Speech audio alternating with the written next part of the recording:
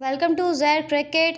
आज की वीडियो में हम देखेंगे कि चीन पाकिस्तान को 5 जहाज़ देने पर तैयार है, जिस पर भारतीय मीडिया सख्त परेशान है। Fifth generation fighter. एक बार फिर खबरें आ रही हैं कि चीन शायद जल्द ही पाकिस्तान को 2 या 3 squadron J-35 fifth generation stealth fighter बेचने वाला है। ये उसको बहुत डिस्काउंटेड प्राइसेस 50% कट प्राइसेस पर उसको सेल किए जाएंगे। पहले भी ये अटकल लगी थी, लेकिन ऑपरेशन सिंदूर के बाद चीन पाकिस्तान के फौजियों से खासकर बहुत खिन्न हो गया था। उसे लगा था कि पाकिस्तान ने चाइनीज इक्विपमेंट को मिस हैंडल किया और बुरा नाम दिया है पूरी वर्ल्ड मार्केट में। उनको लगा कि जो पाकिस्तान के जर्नैल हैं, वो एयर मार्शल जो हैं, वो सारे बी लाइन बना रहे हैं यूनाइटेड स्टेट्स की तरफ, क्योंकि उनको वहां पे अपना व्यक्तिगत निजी फायदा दिखाई देता है। सब जानते हैं कि फील्ड मार्शल मुनीर, जो कि हमारी तरफ से फील्ड मार्शल मुनीर खान है, उनको डोनाल्ड ट्रंप साहब ने लंच के लिए इनवाइट किया था व्हाइट हाउस में। तो चीन नेचुरली काफी अलार्म्ड है ये जो पाकिस्तान का कभी यहां कभी वहां का रवैया देखकर। तो इसलिए चीन ने अपनी अप्रसन्नता काफी साफ लफ्जों में पाकिस्तान को जाहिर की थी, खासकर जब उन्होंने सीज फायर के दौरान जो बिल्कुल चीन से कंसल्टेशन नहीं करी थी। बहुत ही नाराज था चीन इसको लेकर। तो अब लीपापोती करने की काफी कोशिश की है पाकिस्तान ने। पाकिस्तान की फौज भी अब बेंड ओवर कर रही है, क्योंकि वो समझ गए हैं कि अमेरिका से तो खास कुछ मिलेगा नहीं, और मिलेगा तो नाकों से डॉलर के दाम देने पड़ेंगे। तो वो इस फिराक में है कि हम जो है अब अपनी दुम को जलने से बचाए, क्योंकि हमारी निजात इसी में है कि जहां से सस्ते हथियार मिल रहे हैं, चीन से मिल तो रहे हैं, वहीं से लेते रहें। तो इसलिए अब जो लेटेस्ट खबर आई है कि उन्होंने काफी लीपापोती की है, काफी चाटुकारिता दिखाई है चीन के प्रति, चीन का गुस्सा शांत करने के लिए, और इसके चलते, इसके फलस्वरूप चीन उनको ये देने वाला है। जैसे मैंने आपको बता दिया, पहले से ही खबर है कि पाकिस्तान के पायलट ऑलरेडी चीन में है, इस फिफ्थ जनरेशन स्टेल्थ फाइटर पे ट्रेनिंग ले रहे हैं। अगर ये कुछ महीनों में या इस साल के एंड तक या अगले साल के शुरुआत तक ये 2 squadron fifth generation fighter Pakistan के पास आ जाते हैं, तो क्या इंपैक्ट होगा हमारी नेशनल सिक्योरिटी पर? बहुत खतरनाक इंपैक्ट होगा। इसको किसी तरह से मिनिमाइज नहीं किया जा सकता, नजरअंदाज नहीं किया सकता। हम क्या कर रहे हैं? भारत की सरकार ने पूर्ण छूट दी है अपने प्राइवेट सेक्टर को, पब्लिक सेक्टर को हमारा आम का जेट फाइटर बनाने के लिए। उम्मीद है प्राइवेट सेक्टर के आने से ये जो रफ्तार है इंडक्शन की, ये बढ़ जाएगी। But the simple fact is कि ये रफ्तार जितनी भी बढ़ जाए, रियलिस्टिक एस्टिमेट है कि कम से कम 8 से 10 साल लगेंगे, जबकि ये फाइटर्स हमारी एयरफोर्स में आम का fifth generation indigenous jet fighter हमारी एयरफोर्स स्क्वाड्रन में सर्विस शुरू कर सकें। तो साहब, इस गैप में क्या होगा? ऑपरेशन सिंदूर तो चल रहा है। खबरें आ रही हैं कि पाकिस्तान फिर अपने प्रॉक्सीज को खड़ा कर रहा है, फिर वो बांग्लादेश के जरिए तुर्की के साथ मिलकर छेड़खानी के प्लान बना रहा है। ठीक है साहब, तो अगर ये प्रॉब्लम आपके सामने आ रही है, तो किसी भी हालत में हमको जल्द से जल्द, और पाकिस्तान के पास ये जेट फिफ्थ जनरेशन आने के पहले, हमको अल्टरनेटिव स्टॉप गैप अरेंजमेंट करना होगा। स्टॉप गैप का मतलब ये नहीं कि हम आमका को रोकें, नो क्वेश्चन, क्योंकि ये कब तक ये सिलसिला चलता रहेगा कि खरीद लो खरीद लो। आप सब ने देखा है कितना धोखा हमको उस रास्ते में मिलना शुरू हो गया। लेकिन 8 साल 10 साल का गैप बहुत बड़ा वक्फा है, और कोई भी सेन मिलिट्री प्लानर इतना बड़ा रिस्क नहीं ले सकता। हमको स्टॉप गैप मेजर के तौर पे 2 या 3 स्क्वाड्रन हमको फिफ्थ जनरेशन फाइटर्स लाने ही होंगे। क्या चॉइस है हमारे पास? डोनाल्ड ट्रंप साहब जब राष्ट्रपति बने थे, तो उन्होंने बड़े धड़ल्ले से कहा था कि मैं 100 F-35 फाइटर जेट भारत को बेचने को तैयार हूं। तो बड़ा तूफान मच गया था पूरी दुनिया में कि भारत को मोस्ट अलाइड एलाई का स्टेटस दिया जा रहा है, काफी फेरबदल और बदलाव आएगा। लेकिन डोनाल्ड ट्रंप साहब की रियाया में तो बदलाव पे बदलाव आते हैं। अभी तक हमको कोई ठोस ऑफर F-35 का नहीं दिया गया, नथिंग इन राइटिंग, ना बोइंग कंपनी की तरफ से ना अमेरिका की तरफ से कुछ भी राइटिंग में नहीं आया। हाँ, हमारे बैंगलोर एयर शो में जरूर F-35 आया था अपने पैंतरे दिखाने के लिए, लेकिन तब Su-57 भी आया था।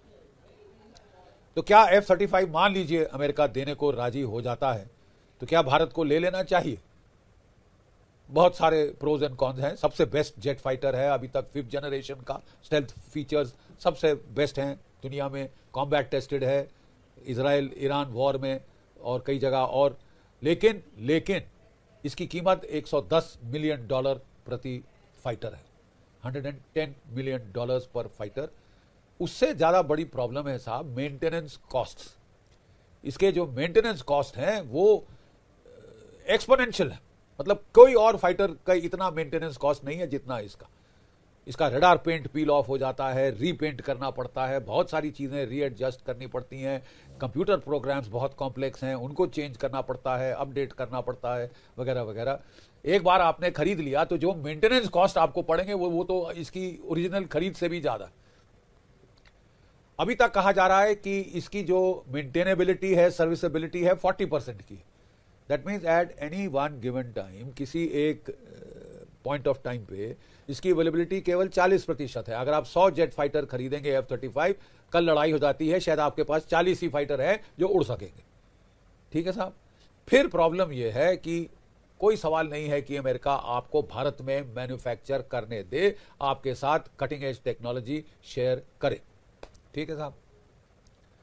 फिर प्रॉब्लम और है कि वो इसको सोर्स कोड भी शेयर नहीं करेगा, यानी आप इसको इंटीग्रेट नहीं कर सकते अपनी जो कि आकाश तीर इंटीग्रेटेड एयर डिफेंस सिस्टम है। हम इस पे ब्रह्मोस क्रूज मिसाइल नहीं चढ़ा सकते। ठीक है साहब। हम इस पे अपने आकाश बियॉन्ड विजुअल रेंज आकाश 3 जैसे मिसाइल नहीं माउंट कर सकते। ठीक है। फिर सोने पे सुहागा सॉवरेनिटी रिस्ट्रिक्शन है कि हमें कहां प्लेस कर रहे हो अमेरिका को बताना होगा, निगरानी वो रखेंगे, कहां इस्तेमाल कर रहा है वो फैसला करेंगे। हो सकता है पाकिस्तान के खिलाफ इस्तेमाल करने से साफ मना कर दें, तो फिर हम ये ले किस लिए रहे हैं खिलौने साहब। ठीक है साहब। तो देयर आर प्रॉब्लम्स। ठीक है। अगर अमेरिका वाकई चाहता है भारत को एक स्ट्रेटेजिक पार्टनर के तौर में, वो कह रहे हैं कि अगर वो चीन से कंपीट करना चाहते हैं, चीन को मेन एडवर्सरी डेजिग्नेट करना चाहते हैं, तो फिर तो उनको भारत और जापान जैसे देशों की जरूरत होगी। ठीक है साहब। लेकिन जरूरत होने के बावजूद अगर भारत के साथ ऐसी ट्रीटमेंट हो जैसी कि हमको तेजस एयरक्राफ्ट के इंजन के साथ मिली है, तो फिर तो साहब भरोसा करना बहुत मुश्किल हो जाएगा। 2 साल $1 बिलियन हमने दे दिए GE 404 इंजन के, और अभी तक कोई 1 या 2 अब डोनाल्ड ट्रंप साहब के आने के बाद आए। बाकी कब आएंगे, कब बनेंगे ये स्क्वाड्रन जो कि MiG-21 को रिप्लेस करने वाले हैं, ये तो पता नहीं था। GE 414 जिसने आमका को पावर करना है, जिसने हमारे तेजस मार्क 2 को पावर करना है, वो तो साहब कहीं होराइजन पे ही नहीं दिख रहा। तो reliability factor I am sorry बहुत लो है। अगर आप रियलिस्टिकली जाएं, कहानियां ना गढ़ें, मनगढ़ंत हवाई के लिए ना बनाएं। बहुत रिलायबिलिटी फैक्टर ऑलमोस्ट शून्य के करीब आ रहा। अब सवाल रहा इसके, अगर ये नहीं तो फिर क्या? If not F-35 then what? Su-57। याद रहे पहले भारत और रशिया मिलकर इस जहाज को डिजाइन कर रहे थे, उसका प्रोग्राम शुरू था।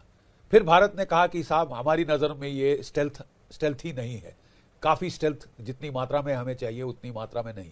फिर जो वर्क शेयर था डिजाइनिंग में, हमको उतना नहीं मिला जितना कि हम चाहते थे, तो हम इस डील से बाहर निकल आए। लेकिन अब क्या है साहब कि ये Su-57 यूक्रेन के युद्ध में इस्तेमाल कर लिया गया, ये रियलिटी है, बन चुका है। इसका कॉस्ट अगर $110 मिलियन पर पीस है F-35, इसका 50 और $60 मिलियन के बीच कॉस्ट होगा। ठीक है साहब, सब्सिडाइज्ड कॉस्ट है। नंबर 1। नंबर 2 साहब, वो भारत को हमारे ही स्वदेश में मैन्युफैक्चर की इजाजत देने को तैयार है रूस। वो कह रहे हैं कि ऑलरेडी आप Su-30 मार्क MKI बना रहे हो, आप ये भी बना सकते हो भारतवर्ष में। इसका मतलब सप्लाई चेन इश्यूज बहुत कम हो जाएंगे। वो सोर्स कोड शेयर करने को तैयार है, बोले जो कुछ भी चाहिए पूरी टेक्नोलॉजी, पूरा सोर्स कोड हम शेयर करेंगे। यानी इसका मतलब कि हमारे आकाश तीर से इंटीग्रेट हो जाएगा, हमारे ब्रह्मोस क्रूज मिसाइल सुपरसोनिक इस पे माउंट हो जाएंगे, हम अपने आकाश 3 beyond visual range अस्त्रा beyond visual range missiles इस पे माउंट कर सकेंगे। ठीक है साहब। और वो सोने पे सुहागा, रूस कह रहा है कि जो हाइपरसोनिक मिसाइल उसने बनाया है, air launched hypersonic cruise missile, वो भी हमको इसके साथ शेयर करने को तैयार है। तो साहब इसके फायदे तो बहुत हैं, नुकसान क्या है कि अमेरिका बहुत चिढ़ जाएगा। अब साहब प्रॉब्लम यह है कि अमेरिका तो पहले से ही चिढ़ा बैठा है, वो हम पे 25% तो टैरिफ लगा दिए हैं साहब, 10% और लगा रहा है कि रूस से तेल क्यों खरीद रहे हो, हथियार क्यों खरीद रहे हो। तो साहब अब मतलब रहने को, नाराजगी दिखाने को रह क्या गया।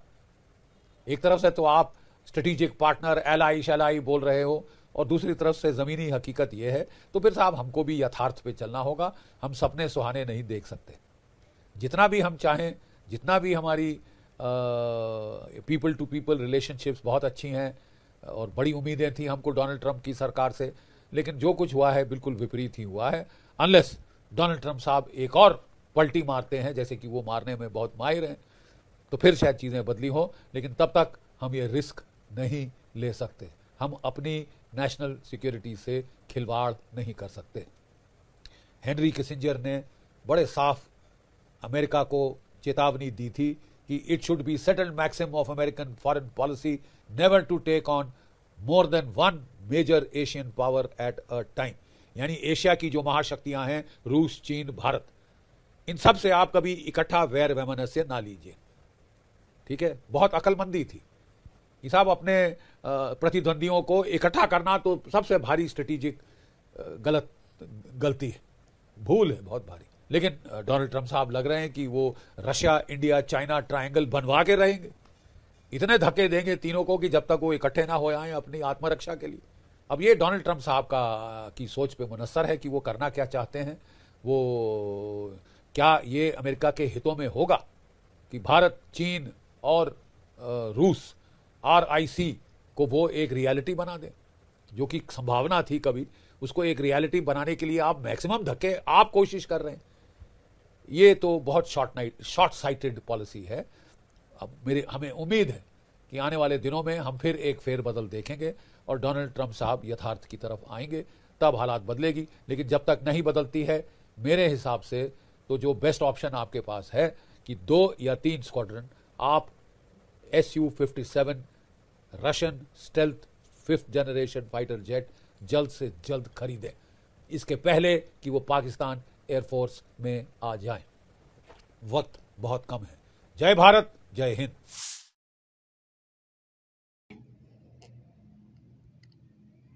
जैसे कि आपने देखा कि भारतीय मीडिया इस वक्त शदीद परेशान है कि चीन अब पाकिस्तान को मज़ीद 5 जहाज़ दे देगा।